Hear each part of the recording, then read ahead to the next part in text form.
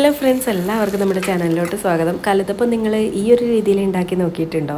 ഇല്ലെങ്കിൽ വേഗം വന്നോളൂ, നമുക്ക് ഇങ്ങനെ ഒന്ന് ഉണ്ടാക്കി നോക്കാം. അപ്പം ഞാൻ അതിനായിട്ട് 1 കപ്പ് റവയാണ് എടുത്തത്. അത് നമുക്ക് പൊടിച്ചെടുത്ത് കൊണ്ടുവരാം. അപ്പോൾ റവ പൊടിച്ച് കൊണ്ടുവന്നിട്ടുണ്ട്. ഇനി ഇതിലേക്ക് 1/4 കപ്പ് തേങ്ങ ചിരകിയതും 1/3 കപ്പ് ചോറും 1 കപ്പ് വെള്ളവും 1/2 ടീസ്പൂൺ ജീരകം, അതുപോലെ 1/4 ടീസ്പൂണോളം ഏലക്ക പൊടിച്ചതും കൂടെ ചേർത്ത് കൊടുത്തിട്ട് നമുക്കിത് നല്ല സ്മൂത്തായിട്ട് അരച്ചെടുത്ത് കൊണ്ടുവരാം. അപ്പോൾ നമ്മൾ ഒരു പാത്രം എടുത്തിട്ടുണ്ട്. ഇനി ഇതിലേക്ക് നമുക്ക് നമ്മുടെ മാവ് ഒഴിച്ച് കൊടുക്കാം. നല്ല കട്ടിയായിട്ടാണ് ഈ ഒരു മാവ് ഇരിക്കുന്നത്. ഇനി നമുക്ക് ആ മിക്സിയുടെ ജാറിലോട്ട് ഒരു 1/4 കപ്പോ അല്ലെങ്കിൽ 1/2 കപ്പും കൂടെ വെള്ളം ചേർത്ത് കൊടുത്ത് നന്നായിട്ട് ആ ജാറൊന്ന് കഴുകിയിട്ട് ആ ഒരു വെള്ളം കൂടെ നമ്മളുടെ മാവിലോട്ട് ചേർത്ത് കൊടുക്കാം.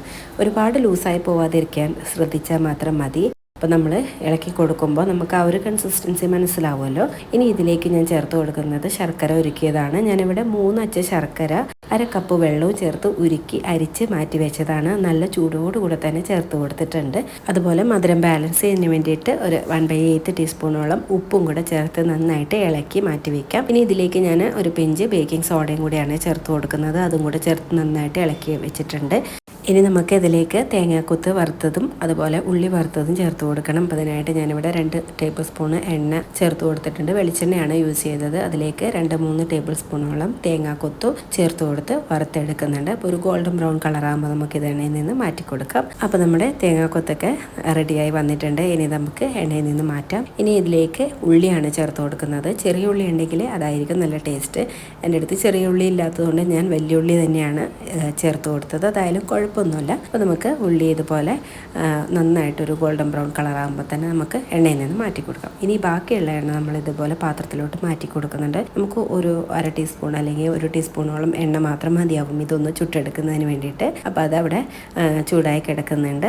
ഇനി നമുക്ക് അതാ വറുത്ത് വെച്ച ഉള്ളിയും അതുപോലെ തേങ്ങാക്കൊത്തുമൊക്കെ ചേർത്ത് നന്നായിട്ട് മാവ് ഇളക്കി കൊടുക്കുക.